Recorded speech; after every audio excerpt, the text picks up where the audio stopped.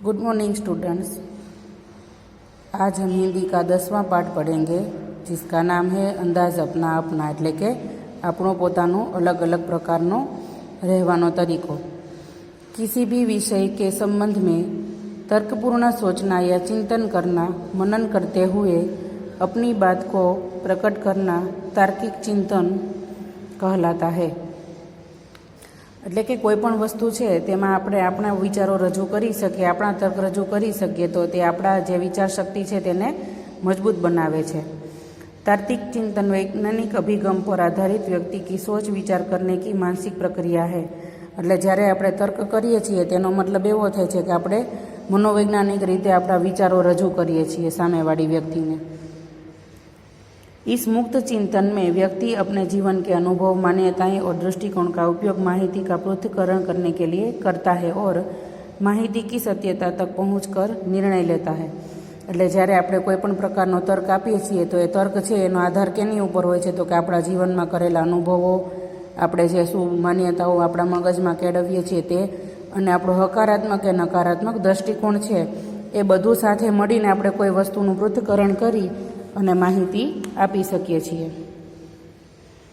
प्रस्तुत इकाई में तार्किक चिंतन के बहुत आयामी सोच का विकास विस्तार हो ऐसे वैविध्यपूर्ण कुछ अभ्यास रखे गए हैं। એટલે અત્યારે જે અંદાજ अपना पाठ છે તેની અંદર તમે તમારા તર્કને ડેવલપ કરી શકો તેના માટે અમુક મુદ્દાઓ આપવામાં આવ્યા છે જેમાં તમારે તમારી રીતથી વિચારીને પણ તમે એમાં મૂલ્યાંકન કરી શકો છો।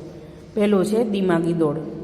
भावेश भाई वकील है। वह अपनी पत्नी लीना और पुत्र व्रज के साथ सूरत में रहते हैं। छोटा परिवार सुख का आधार होता है।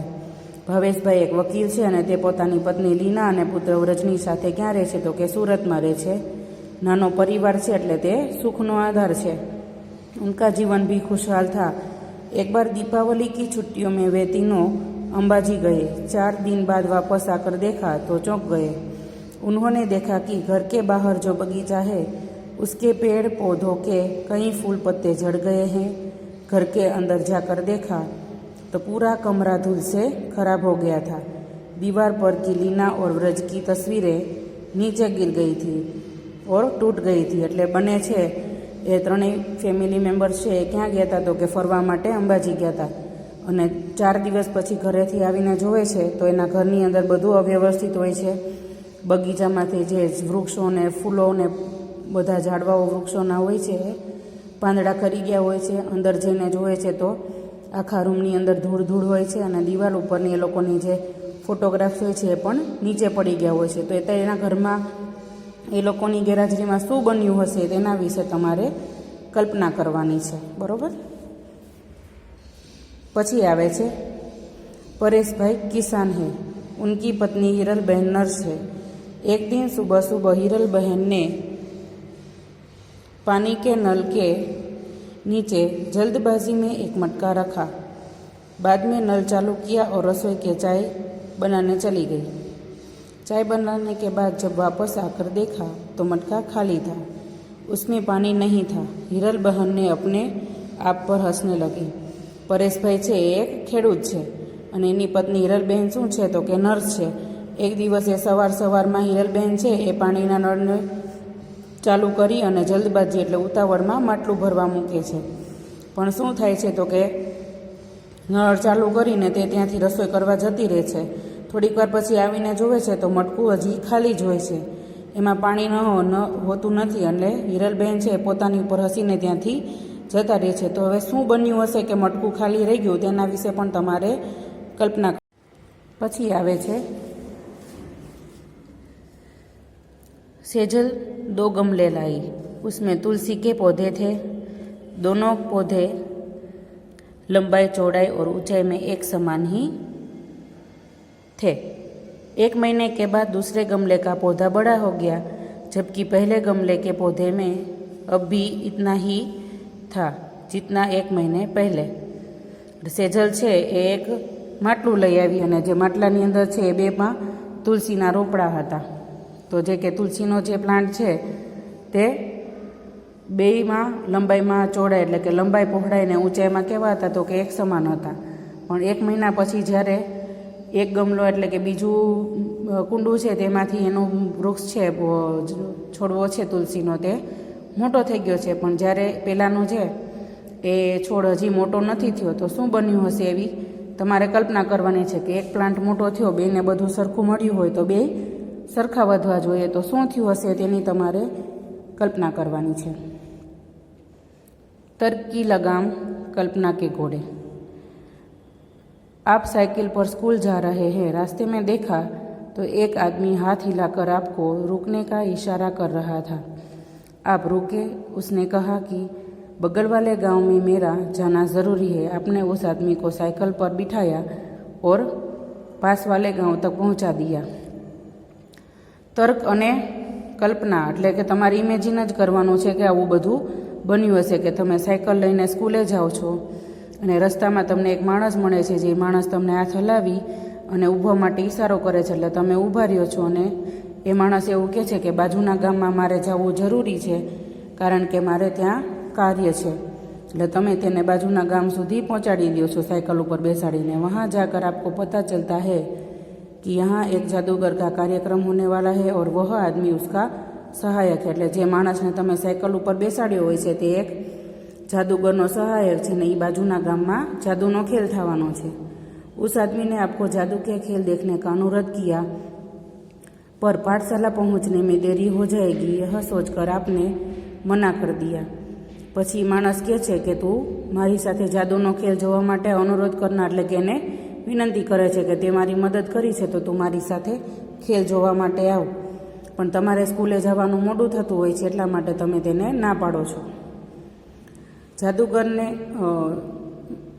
यह सोचकर आपने मना कर दिया। उस आदमी ने सारी बात जादूगर को बताई। जादूगर ने खुश होकर आपको एक करामती चश्मे दिए और कहा कि इसे पहनने से तुम सबको देख पाओगे और कुछ भी कर पाओगे, तुम्हें कोई देख नहीं पाएगा, इसका असर एक हफ्ते तक रहेगा। पछी ओलो माणस छे जेने तमे मदद करीने गामे पहोंचाड्यो, तो ए माणस पोताना जादूगर मित्र छे ने बधी वात करे छे। एटले जादूगर एने खुश थईने जे तमने एक करामती चश्मा एटले के जुदी जुदी रीते तमे तमारी रीते उपयोग करी शको एवा चश्मानो आपे छे अने कहे छे के आ चश्मा पहेरी अने तू बधुं जोई शकीश पण तने कोई नहीं जोई शके, अने ई चश्मानी असर छे ई एक हफ्ता एटले के एक अठवाडिया सुधी रहेशे, तो तू एनो तारी रीते उपयोग करी सकीश। आप चश्मा लेकर वापस अपने गांव की पाठशाला में आए। चश्मा लेने तमे स्कूले जाओ छो, वहाँ से घर गए, त्यांथी घरे जाओ छो। दूसरे रोज नहा धोकर आईने के सामने अपने चश्मे पहने। आईने में देखा तो सचमुच आप गायब हो चुके थे। पछी बीजा दिवसे तमे सवारे चश्मा पहेर्या नाई धोईने अने अरीसामां जोयुं तो तमे साचे ज गायब थई गया था। तो हवे तमे विचारी शको के चश्मा पहेरीने तमे क्यां क्यां जाशो अने शुं शुं करशो तेनी कल्पना करवानी छे। पूरे दिन की पढ़ाई और खेलकूद के बाद रात को आपकी आँख लग गई। नींद में आपने एक सपना देखा। आखा दिवसना थाक पछी ज्यारे तमे राते सुवो छो तो तमने एक रात्रे सपनुं आवे छे। आप घूमते घूमते बहुत दूर निकल गए। तमे फरता फरता निंद्रामां एटले के सपनानी अंदर खूब ज आगळ निकळी गया। आप नदी पहाड़ों के अद्भुत सौंदर्य में लीन हो गए। एटले आगळ जता जता नदी पहाड़ एवं सरस कुदरती दृश्य जोईने तमे एमां लीन एटले के ध्यानमग्न थई गया। आपको पता भी न चला और आपके चलते चलते जंगल में पहुंच गए। तमने खबर पण न रही अने तमे चालता चालता जंगल में पहुंची गया। यकायक एटले एकाएक आपके सामने एक शेर आ गया। तमारी सामे एक सिंह आवी गयो। शेर को देखकर आपको होश आया। आप घबरा गए, मारे डर के आंखें बंद कर दी। सिंह ने जोईने तमने एकदम होश आवी गयो अने डरने लीधे तमे खूब ज डरी गया अने डरने लीधे तमे तमारी आँखों बंद करी दीधी। आपने ईश्वर को याद किया, तमे भगवान ने याद कर्या और कहा काश मेरे पास पंछी की तरह पंख होते तो। एटले तमे भगवान ने प्रार्थना करी कि काश मारी पासे पंछीनी जेम પાંખ होत तो हूँ पण उड़ीने जतो रहेत ने सिंह मने कांई न करी शकत। तभी चमत्कार हुआ और आपके हाथ की जगह पंख उग गए। एटले त्यारे साचे चमत्कार थयो अने तमारा हाथनी जग्याए शुं थई गयुं तो के પાંખો आवी गई। आप उड़कर वापस घर आए। आप बड़े खुश थे। जान भी बची और पंख भी मिल गए। तमे घरे आव्या अने खूब ज खुश हता के मारी जिंदगी पण बची गई સામેથી અને મને પાંખ પણ મળી. આપકા સપના તૂટા, આપની નીંદ સે આંખેं ખોલી. પછી તમારું સપનું પૂરું થાય છે અને તમે સાચે જ ઊંઘમાંથી ઉઠી જાઓ છો. આપને પાયા કે આપકો હકીકત મેં હાથોं की જગહ પંખ મિલ ગયે. એટલે પછી સપનું તૂટી ગયું અને તમે આંખો ખોલી તો તમને હકીકતમાં એટલે સાચે જ એવું લકી થયું કે તમને સાચે જ પાંખ મળી ગયા છે. તો હવે તમે શું શું કરશો અને ઉડી ઉડીને કંઈ પણ જગ્યાએ જાશો તે તમારે વિચારવાનું છે. इस बार आपकी मज़ेदार और अनोखी कसौटी होने वाली है. एक बड़ा जहाज आपको निर्जन द्वीप पर ले जाने वाला है. यहाँ केवल मिट्टी, कंकड़, पत्थर, पहाड़ और समुद्री पानी है.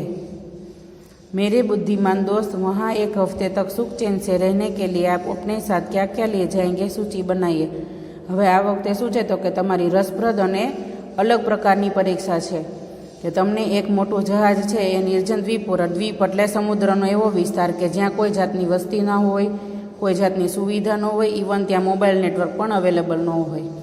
નિર્જન એટલે કે જ્યાં કોઈ પણ વ્યક્તિ નથી રહેતું એવી જગ્યાએ તમને એક મોટું જહાજ છે એ લઈ જશે. ત્યાં શું છે તો કે માત્ર માટી, કાંકરા, પથ્થર અને પહાડો ને સમુદ્રો એવું જ બધું છે. તો હવે બુદ્ધિશાળી દોસ્ત, તમારે એવી સૂચિ એટલે કે લિસ્ટ બનાવવાનું છે કે એ જગ્યાએ સુખ શાંતિથી, નિર્જન દ્વીપ પર સુખ શાંતિથી રહેવા માટે તમે તમારી સાથે શું શું લઈ જશો. તો અહીંયા આપણે આપણું 10મો પાઠ છે એ કમ્પ્લીટ થાય છે. Thank you.